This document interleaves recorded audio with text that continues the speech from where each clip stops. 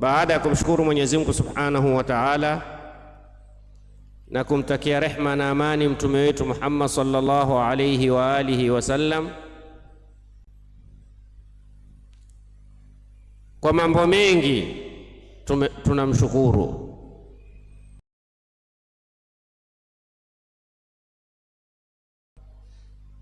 Yatakiwa tumshukuru kwa kutuwafikia kuweza kuja kwenye nyumba yake, na ikawa nia na lengo ni kuitekeleza ibada yake.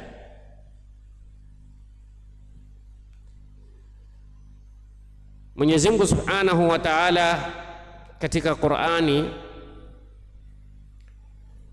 atuelezea kwamba yeye Mwenyezi Mungu Subhanahu wa Ta'ala alimtumiliza Nabii Allah Musa kama alivyotumiliza mitume mingine, lakini atuambia tulimtumiliza Nabii Allah Musa biayatina. Aya ni kila kitu ambacho kwamba cha kuonesha ukubwa na utukufu wa Mwenyezi Mungu Subhanahu wa Ta'ala, chochote. Na ndio kaona katika hadithi Mtume sallallahu alayhi wa alihi wasallam aliposema inna ash-shamsa wal qamara ayatani min ayati llah, na ukaona katika Qur'ani pia ameeleza wa min ayatihi ash-shamsu wal qamar wa min ayatihi an khalaqa lakum min anfusikum azwaja wa min ayatihi as-samaa'u wal ardh. Kila kitu ambacho kwamba chaonesha utukufu wa Mwenyezi Mungu Subhanahu wa Ta'ala chafaa kuitwa aya. Lakini hizi aya ambazo kwamba alitumiliziwa Nabii Allah Musa, lengo lilikuwa ni hili, kwamba an akhrij qaumaka min adh-dhulumati ila an-nur. Bas hizi aya zote, ikiwa aya haitokutoa wewe katika giza la dhambi, katika giza la mabaya, katika giza la machafu, katika giza la utesi, katika giza la ugomvi, katika giza la kula haramu, katika giza la kusengenya, katika giza la kuwa na chuki, itakuwa hiyo sio aya. Kazi ya aya an akhrij qaumaka min adh-dhulumati ila an-nur, na hii ndio kazi anayofanya kila anayefanya kazi ya mitume. Ukitaka kujijua wewe wafanya kazi ya mitume, angalia kazi yako unayoifanya. Unafanya waliogombana wapatane au waliopatana wagombane? Unawafanya waliokuwa mbali na haramu waliokuwa mbali na halali waikaribie halali, au unawafanya waliomo ndani ya halali wawe ndio sababu na wao kwenda kufanya haramu? Leo utaweza kumwona mtu ukimwambia bwana haifai kugombana, akwambia mashekhe wenyewe anagombana, na sisi tukigombana kuna nini? Sasa shekhe yule alosababisha mpaka mtu akaona ugomvi si kitu kibaya, hajafanya kazi ya mitume. Kazi ya mitume ameambiwa an akhrij qaumaka min adh-dhulumati ila an-nur. Bal Muislamu ambaye kwamba yeye aamini kuwa yeye ni Muislamu na kuwa yeye ni Muislamu, anafaa kuwa kiongozi wake na kiegezo chake ambaye anafaa kumuiga ni Bwana Mtume Muhammad sallallahu alayhi wa alihi wasallam. Anakuwa ni mfano mzuri na mfano mwema sehemu yoyote atakapokuwepo. Anajua mimi ninapokosea, kuna asokuwa Muislamu akiniona atasema ikiwa Waislamu wanatukana na vile, kuna faida gani ya dini hiyo? Ikiwa Waislamu wanakatana vile, ikiwa Waislamu wanaongopeana vile, Ingiwa Waislamu wanadhulumiana vile, tuelewe kuwa matendo yoyote tunayofanya sisi Waislamu yana athari, ima kumfanya asokuwa Muislamu au upende Uislamu, au kumfanya asokuwa Muislamu au uchukie Uislamu. Sasa ni jukumu la kila Muislamu, an akhrij qaumaka. Angalia unaoishi na wewe, sehemu unauza mahindi, unauza machungwa, unauza mitumba, unauza refurbished, vitu vya second hand, unauza dhahabu, unauza samaki.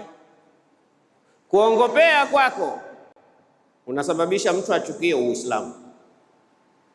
Na sisi tumeambiwa mitume kazi yetu, na sisi kazi yetu tumeambiwa tuwafuate mitume.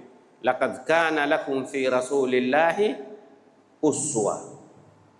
Mwenyezi Mungu hajazungumza kwa mtume ni qudwa, bali ni uswa. Kuna tofauti ya uswa na qudwa. Qudwa ni mtu ambaye kwamba unafaa kumfuata katika nyanja fulani. Uswa ni mtu ambaye kwamba inakulazimu antataasa bihi, umfuate yeye katika kila nyanja zake. Hakuna jambo ambalo kwamba kunaambiwa hili mtume tusimfuate kwa hili, kila kitu chake cha mtume, ila ikiwa tumeambiwa hizi ni katika mambo yanamhusu yeye tu mtume. Mathalan, kuoa zaidi ya wake wanne, huwezi kusema mimi bwana kiegezo changu ni mtume na mimi nataka 9. Atakwambia hapo hatujaruhusiwa. Lakini hakuna jambo kafanya mtume sallallahu alaihi wasallam maadamu haijathubutu nasi ya kukatazwa kwamba sisi tusilifanye hilo, ila twafaa kumfuata mtume sallallahu alaihi wasallam. Na katika kubwa la kumfuata ni an akhrij qaumaka min adh-dhulumati ila nur. Sasa ikiwa wewe watakiwa watoe watu kwenye giza la kutojua dini yao, giza la kutoheshimu dini yao, vipi wewe mwenyewe waishi kwenye giza? Wewe watakiwa utoe wenzako, wewe mwenyewe waishi. Lakini Mwenyezi Mungu hakumwambia fanya kazi hiyo tu, kuna na kazi ya pili akampa, na hii ndio mada yangu ya leo. Kazi ya pili ni ipi? Wadhakirhum biayamillah, wakumbushe kaumu zako kwamba kuna siku kwa Mwenyezi Mungu, hizo siku zina utukufu, zina mambo bora, zina mambo yaliokuwa mazuri sana. Ikiwa Nabii Allah Musa aambiwa awaambie Banu Israila wakumbushe kuna siku muhimu, siku hizo zinasibishwa na Mwenyezi Mungu, hakuna siku si ya Mungu. Lakini kila siku kunapofanywa mambo ya kimungu, hiyo ndio tunataka tuikumbuke siku kama hiyo. Angalia Sayyidina Ali bin Abi Talib radhiyallahu anhu arda, wakati wa khilafa yake, kuna bwana alikwenda akamtembelea kumtazama siku ya Idi, akamkuta kavaa nguo ina viraka haraka. Akamuuliza, ya amira almu'minin, alaysa al-yawm yawm al-Eid, leo si siku ya Idi? Akamwambia bala. Kwa nini ni Idi leo? Akamwambia mbona nakuona umevaa nguo ina viraka, ukuvaa nguo mpya? Akamwambia, akataka kumfahamisha Idi ni nini. Akamwambia kulla yawmin ma asaina Allah fihi fahuwa idun lana, siku yoyote ambayo hatujamkosea Mungu, hiyo siku sisi tuhesabu ni Idi. Idi sio kuvaa nguo nzuri. Idi ni siku ambayo wewe utakuwa umejikurubisha kwa Mola wako Subhanahu wa Ta'ala kwa ibada aina yoyote. Sasa ikiwa Nabii Allah Musa alayhi wa ala nabiyina afdalu salati wassalam anaambiwa na Mwenyezi Mungu wakumbushe watu wako kwa zile siku muhimu, kweli ziko siku za Musa muhimu kuliko siku za Muhammad sallallahu alayhi wa sallam? Tumsalie mtume. Kweli kiakili yaingilika kuna siku muhimu zilipita kwa Nabii Allah Musa, hazipatikani siku muhimu katika umma wa mtume Muhammad sallallahu alayhi wa sallam? Na ikiwa kuna siku muhimu zafaa kukumbukwa, kuna umuhimu gani ambao kwamba haukuwa sababu yake ni kwa kuzaliwa Bwana Mtume Muhammad sallallahu alayhi wa sallam? Utaje muhimu wowote, mwanzo wake ulianza kwa kudhihiri huyu mtume, naye kwa kuzaliwa huyu Bwana Mtume Muhammad sallallahu alayhi wa sallam. Hutotaja vita vya Badri, ila utaona huyo alokuja akaileta Badri alizaliwa. Kwa hiyo ile siku yake ya kuzaliwa ni siku muhimu, kwa sababu kazaliwa mtu muhimu sana. Hutotaja Lailatul Qadri, ila utakuta haingekuja Lailatul Qadri kama si kwa kuzaliwa Bwana Mtume Muhammad sallallahu alayhi wa alihi wasallam. Kama ni siku ya Ijumaa, hatungejua utukufu wa Ijumaa kama si kwa kuzaliwa Bwana Mtume Muhammad sallallahu alayhi wa alihi wasallam. Ikiwa wanaambiwa kaumu za Musa wakumbushwe siku ambazo ni za Mwenyezi Mungu, je, sisi ummati Muhammad hatustahiki kukumbushana siku za Mwenyezi Mungu? Na iko siku ambayo kwamba yafaa kuitwa siku ya Mungu, kama siku Mungu alioichagua siku kama hiyo azaliwe kipenzi chake cha Mwenyezi Mungu, naye ni Mtume Muhammad sallallahu alayhi wa alihi wasallam. Alhamdulillah, tumeingia au tumeingiliwa na mwezi ambao kwamba mwezi kama hunu Mwenyezi Mungu aliutaka na akaupendelea uwe utabeba nembo na theme ya kuwa ndio mwezi alozaliwa kipenzi cha kila mwenye imani, naye ni Mtume Muhammad sallallahu alaihi wa sallam. Sasa ikiwa ameambiwa Nabii Allah Musa awakumbushe siku tu ni siku, je, walioifanya ile siku ikawa na ubora?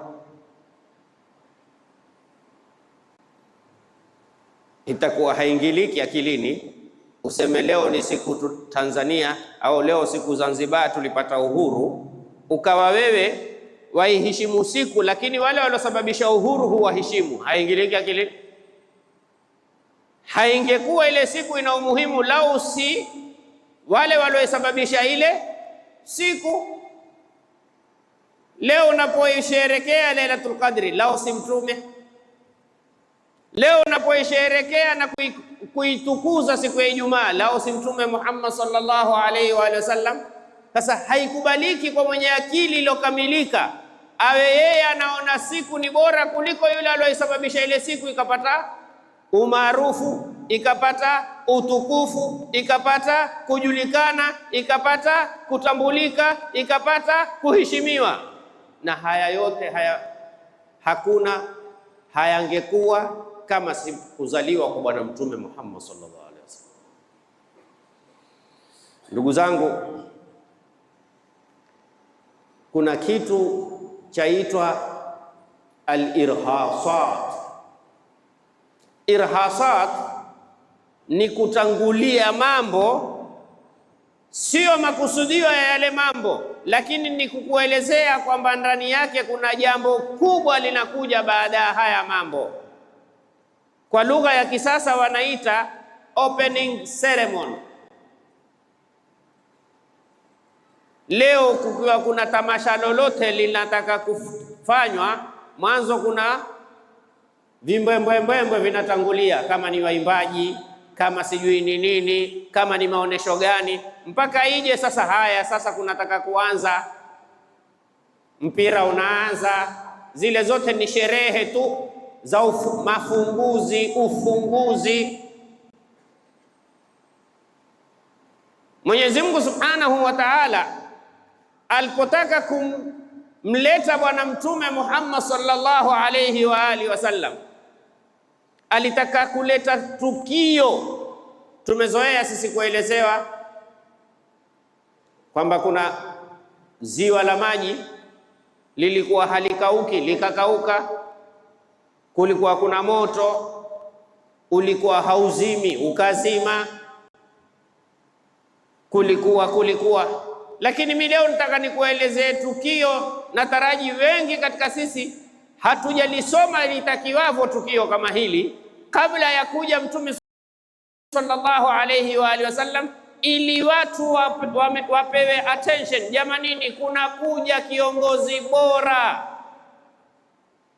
japo nyinyi hamutomwamini, lakini mimi nawaonesha mambo ambayo kwamba si ya kawaida, ili muelewe huyu si wa kawaida. Ajabu, mimi na wewe tulomwamini tunajiwa na usiku wake, wala habari hatuna.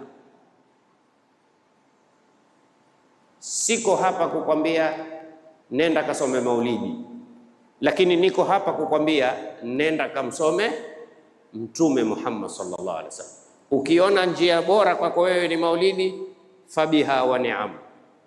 Ukiona njia bora ni ukae nyumbani peke yako ufungue kitabu cha kumsoma Mtume, tumia njia yoyote umjue mtume wako Muhammad sallallahu alayhi wa alihi wasallam. Na hakuna aliyeweka maulidi ila aliweka lengo watu wamjue mtume, na ikiwa maulidi hayatokuwa ni njia ya watu kumjua mtume, kutakuwa bado hakuja kuwa na malengo. Lakini walioweka kweli ilikuwa lengo lao ni kumtangaza mtume Muhammad sallallahu alayhi wa alihi wasallam. Kwa hiyo kuna haja kugombana, sema mimi sitaki maulidi. Usitaki, lakini usiseme mimi sitaki kumjua mtume Muhammad sallallahu alaihi wasallam. Tafuta ni njia gani umjue huyu mtume. Mwenyezi Mungu alitaka ajulikane, hajaja. Mwenyezi Mungu alitaka watu wakae na attention. Kuna nini? Mbona hatuelewi? Twaona magari yanapita huko yakipita huko, nini kinaendelea? Ili watu wakae tayari, wakisha kumbe ni hichi. Sasa na Mwenyezi Mungu Subhanahu wa Ta'ala alijalia Abdul Muttalib, Mtume sallallahu alayhi wa alihi wasallam nasaba yake ni Muhammad bin Abdullah bin Abdul Muttalib. Huyu ni babu yake, mzaa babake. Leo ni masikitiko, tusemeni kweli Waislamu, lau kukafanywa kipindi cha njiani tumjue mtume wetu na kukawekwa zawadi, mtu aulizwe tu ndugu ami zake mtume ni wangapi, ndugu zake babake tu ni wangapi, wakwa baba na mama ni wangapi, na wakwa baba tu, mtu atakwambia nimewasahau. Si kwa nimewasahau, hawajui. Lakini we muulize mchezaji fulani au mwanasiasa fulani, atakupa tarehe kamili. Sasa wewe kiongozi wako ni mtume au kiongozi wako ni mchezaji au ni mwanasiasa? Jibu nalo mwenyewe. Haiwezekani wewe wampenda mtu na hujui tarehe yake, haikubaliki kiakili. Leo ikiwa mkeo tu akikuuliza, mume wangu wajua birthday yangu? Mume wangu wewe hunipendi, anakasirika. Kwani mimi nimekuwa kujua tarehe? Mimi nimekuwa nataka mingine, sitaki tarehe. Hiyo tarehe itanisaidia nini mimi? Ingawa yeye ukasirika, lau ukamwambia mke wangu wajua umeanza kuzeeka wewe, unazaliwa 1970 sasa una miaka 50, basi wewe kunishikia hesabu tu.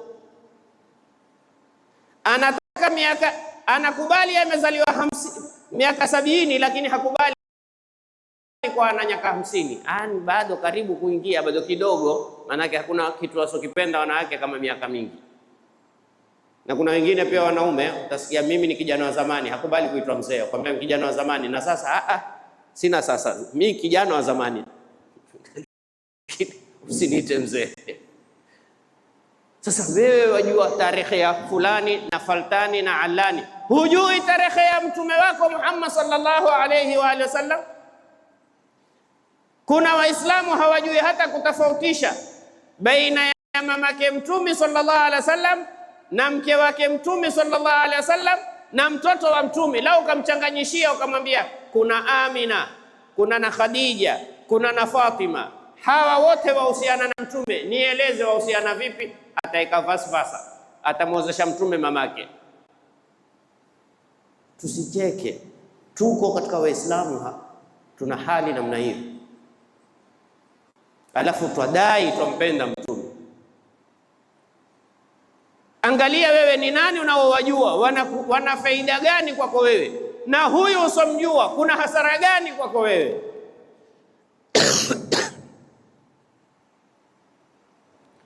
Abdul Muttalib alikaa kwenye Alkaaba kwa kujikuta peke yake, hana mtoto, kujua hakuna kitu ulimwenguni kama ukiwa na familia. Hata Mwenyezi Mungu katika Qur'ani asemaje? Wa ashiratuhu allati tuwi, familia. Mtu akiwa na familia anajigamba, mtu akinigusa atanijua mimi nani. Atatoka kila mtu, mtoto upande hunu, ami upande hunu, mjomba upande hunu, kaka upande hunu, kwa sababu ana familia. Abdul Muttalib anajiona peke yake. Abu Khair wa 50 fi qararin makin, unaona raha. Na kuna mtu ukimwona ufunga macho haswa, basi upambane naye asubuhi, ukitoka nyumbani ndio yeye huyu. Hii siku sio yangu, sijui ya nani. Sasa wakuchinjwa nani? Ni mchinje yupi? 10 washakamilika. Lazima kupigwe kura. Kura, hii neno la kura Kiswahili ni neno la Kiarabu laitwa qur'a. Yaani utachukua majina ya vitu uandike, kile kitakachochukuliwa ndicho hicho kilopata. Kama kufanywa mazuri au kufanywa mabaya ni hicho. Yakaandikwa wale majina 10.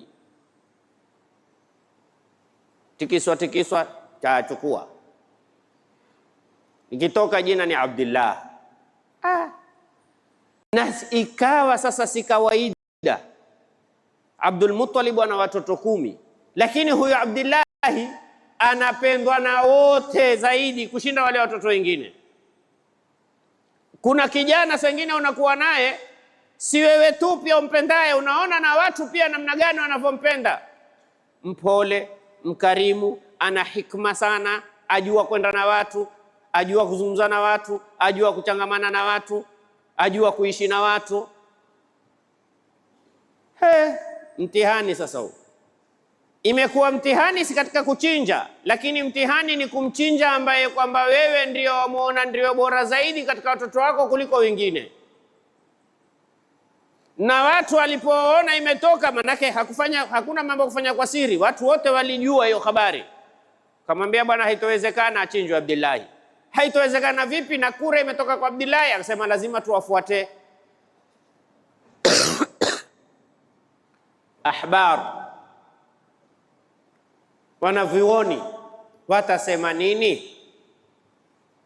Wakafuatwa wanavyuoni, wakaelezewa ile kadhia.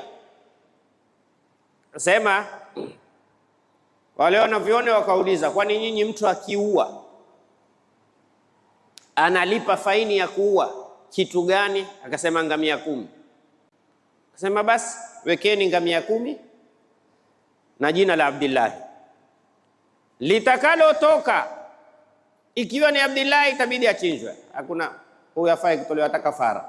Likitoka ngamia 10 mtachinja ngamia 10 badala ya kumchinja Abdullah. Kukapigwa kura, likatoka jina la Abdullah. Sasa bwana limetoka, akasema ongezani tena 10, 20 Abdullah, 30 Abdullah. Manake twendeni haraka haraka. Ukinisikia mmeruka hesabu jua zilipita.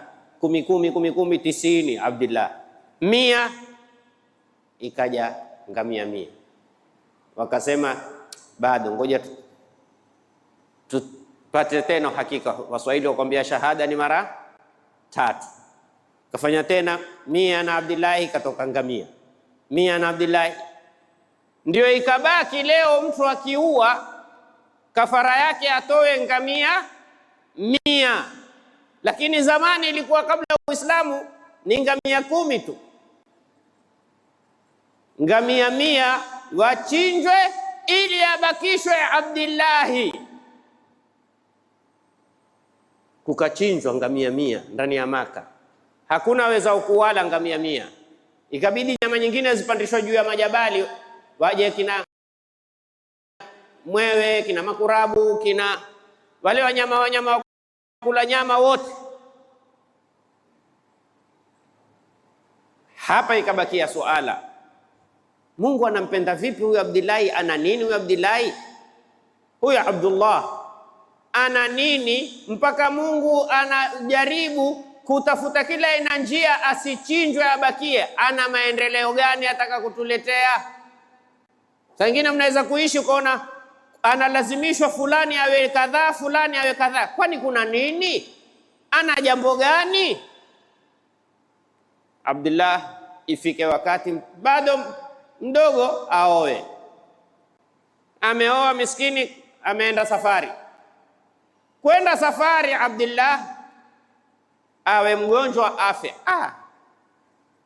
Hasara yote ngamia mia wote wale tuliowatoa, kijana mwenyewe amekufa, hajafanya jambo lolote la maendeleo kwa jamii, ametutia hasara ngamia mia.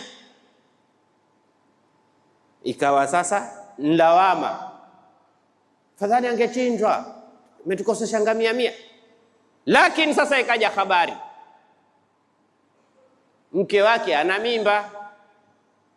Hebu tusubiri huyo mtoto wake alikuwa tumboni, tumuone atakuja na nini.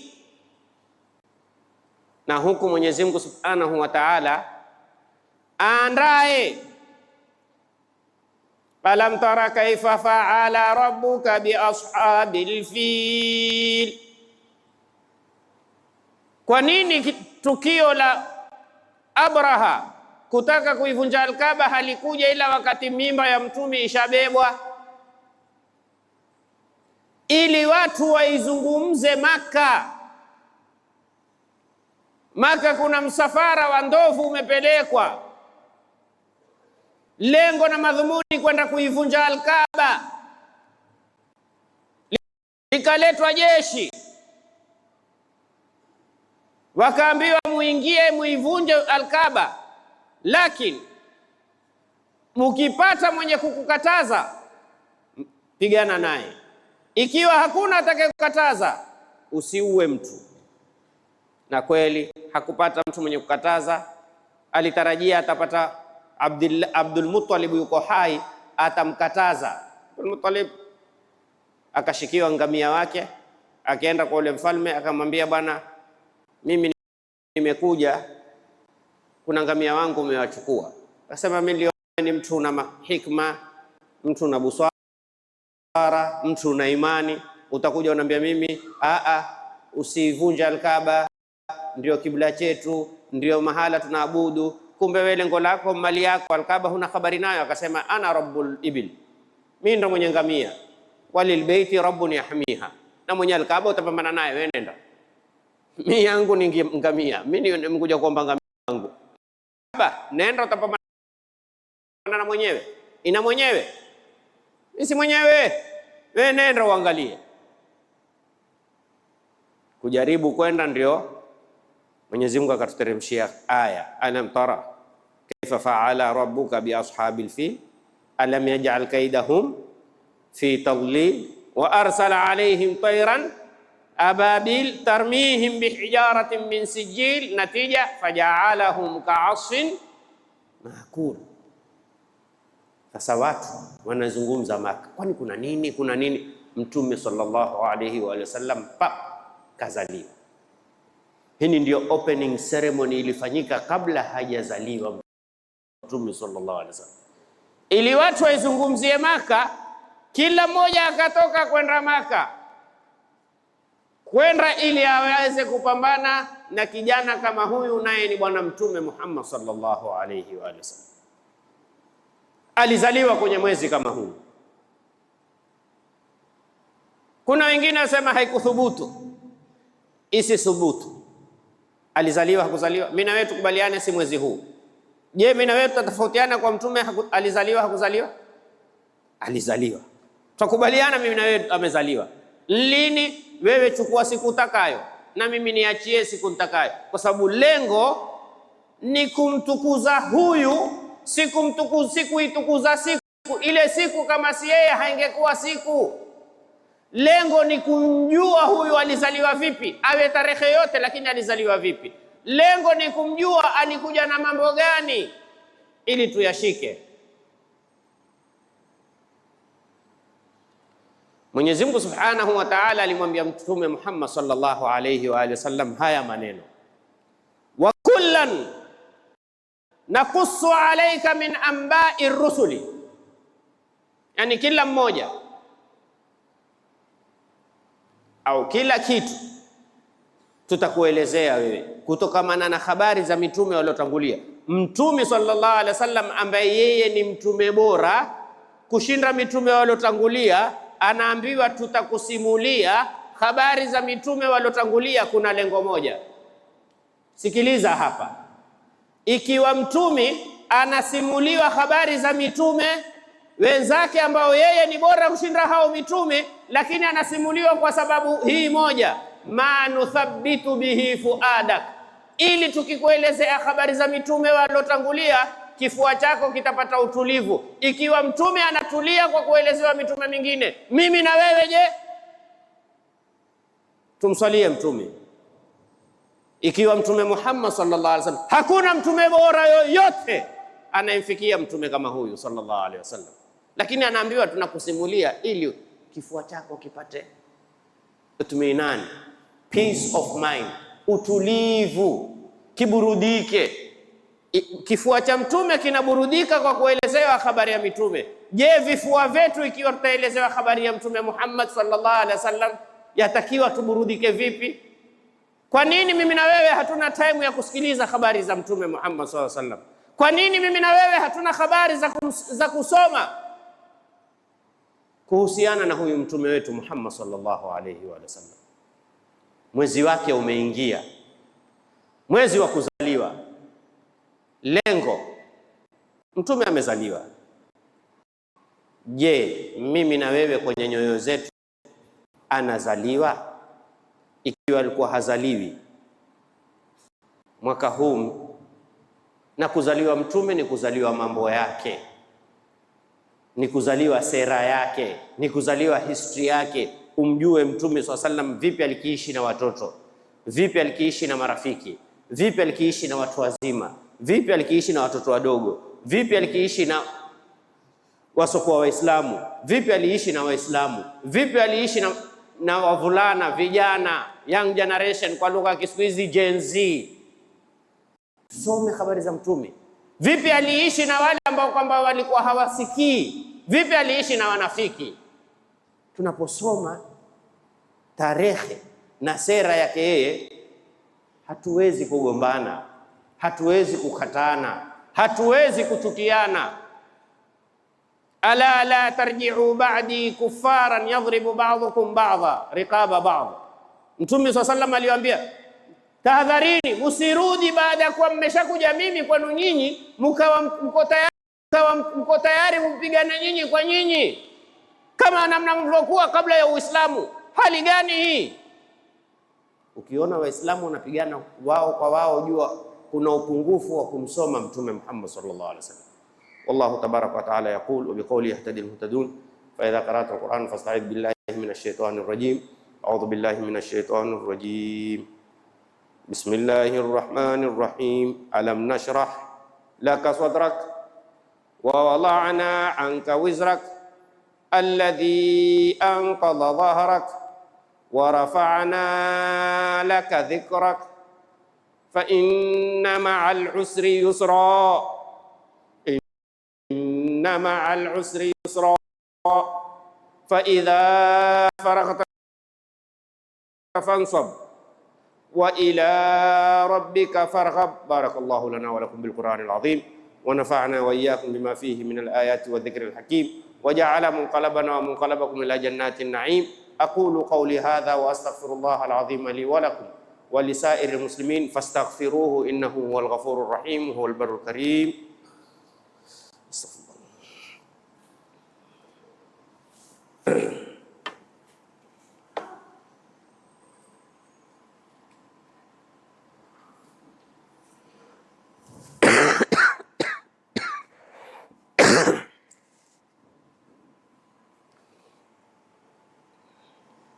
Bismillahi alladhi samma dhatahu bih walhamdulillahi bima hamida nafsahu fi kitabih wa ashhadu an la ilaha illallah wahdahu la sharika lah wa kullu shay'in ka'inun bih wa ashhadu anna sayyidana Muhammadan abduhu wa rasuluhu afdalul khalqi ilayhi biqurbih.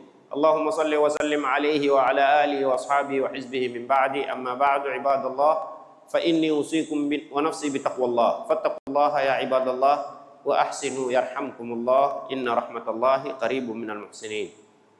Ibadallah, lengo na madhumuni ya khutba kama hii ni jukumu letu, kila mmoja wetu aangalie ni njia gani atamsoma mtume wake Muhammad sallallahu alaihi wasallam.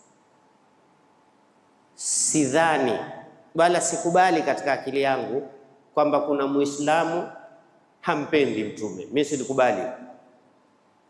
Hata saa nyingine mtu akisema yule bwana hapendi maulidi, kwa sababu uelewa wake kuelewa maulidi nini, sawa, lakini haifai kusema yule hampendi mtume.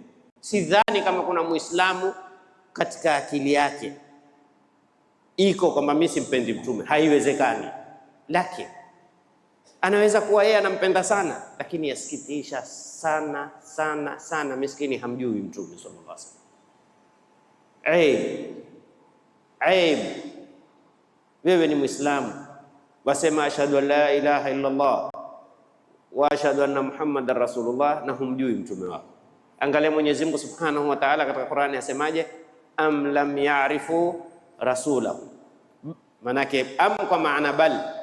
Ukiona matatizo jua kwamba wao hawakumjua mtume, fahum lahu munkirun, ndio wanamkataa yeye au wanakataa mambo yao. Ukiona mtu haishimu sunna ya mtume, ni kwamba hajui utukufu wa mtume. Angalia mwanadamu, utasikia bwana, bwana hilo limekemewa na rais bwana. Sio unamjua wewe rais bwana, na unamjua vile alivyo. Limekemewa na mkubwa wa polisi mwenyewe bwana. Tunamjua tena yule mkubwa wa polisi tulionaye mara hii. Sasa wewe unadharau sunna, sema asi sunna tu, lakini ya nani? Ya babangu, ya mtume Muhammad sallallahu alaihi wasallam. Sasa ule upungufu wa kujua sera na tarehe na utukufu wa bwana mtume sallallahu alaihi wasallam, ndio tukawa baadhi ya Waislamu hatuchukulii serious sunna zake, hatuchukulii serious adabu zake. Mtu uko tayari ajimiksi na wanawake, wahagiane, wapigane makamama, wakumbatiane. Kama dini imeruhusu wewe ukiwa kwenye jambo lolote, fanya lolote. La, angalia mtume wako anasema nini. Vipi tunatakiwa tuwalee watoto wetu? Vipi tunatakiwa tupendane sisi kwa sisi? Vipi tunatakiwa tusameheane sisi kwa sisi? Na katika moja za dalili ya kuwa wewe wampenda mtume sallallahu alaihi wasallam ni kupenda kukithiri kumswalia mtume sallallahu alaihi wasallam, kwa sababu Waarabu wanasema man ahabba shay'an akthara min dhikrihi, mtu akipenda kitu saa zote anakitaja.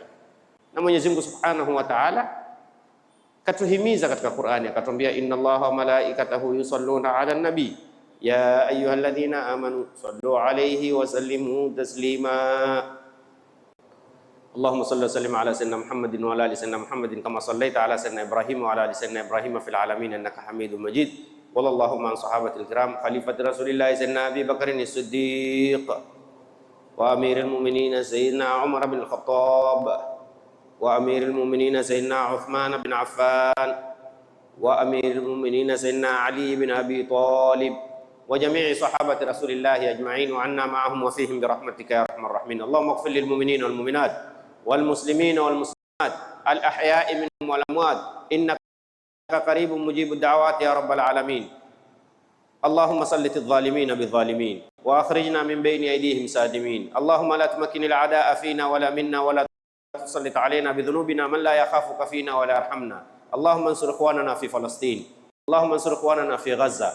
اللهم انصر إخواننا في فلسطين. اللهم انصر إخواننا في غزة. اللهم انصر إخواننا في مشارق الأرض ومغاربها في طولها وعرضها. اللهم دمر اليهود وأعوانهم. اللهم أهلك ترامب وأعوانهم. اللهم أهلك ترامب وأعوانهم. اللهم كل من أراد بنا كيدا فكده. اللهم رد كيدهم في نحورهم. اللهم عافنا والطف بنا واحفظنا والمسلمين. اللهم قنا واكفنا وإياهم شر مصائب الدنيا والدين. اللهم عجل بفرجك علينا وعلى كافة المسلمين. اللهم لا سهل إلا ما جعلته سهلا وأنت تجعل الحسن إذا شئت سهلا فاجعل أمورنا كلها سهلا. اللهم رب الناس أذهب الباس أشفي أنت الشافي وعافي أنت المعافي. لا شفاء إلا شفاؤك شفاء لا يغادر سقما ولا ألما برحمتك يا أرحم الراحمين. آواكم الله، نصركم الله، أيدكم الله. حفظكم الله رعاكم الله. عباد الله اعلموا أن الله أمر بثلاث ونهى عن ثلاث، فقوموا لما أمركم الله به وانتهوا عما نهاكم الله عنه. إن الله يأمر بالعدل والإحسان وإيتاء ذي القربى وينهى عن الفحشاء والمنكر والبغي يعظكم لعلكم تذكرون. اذكروا الله العظيم يذكركم واشكروه على نعمه يزدكم واسألوه من فضله يعطيكم ولذكر الله أعلى وأعز وأتم وأشرف وأكبر. وأقم الصلاة.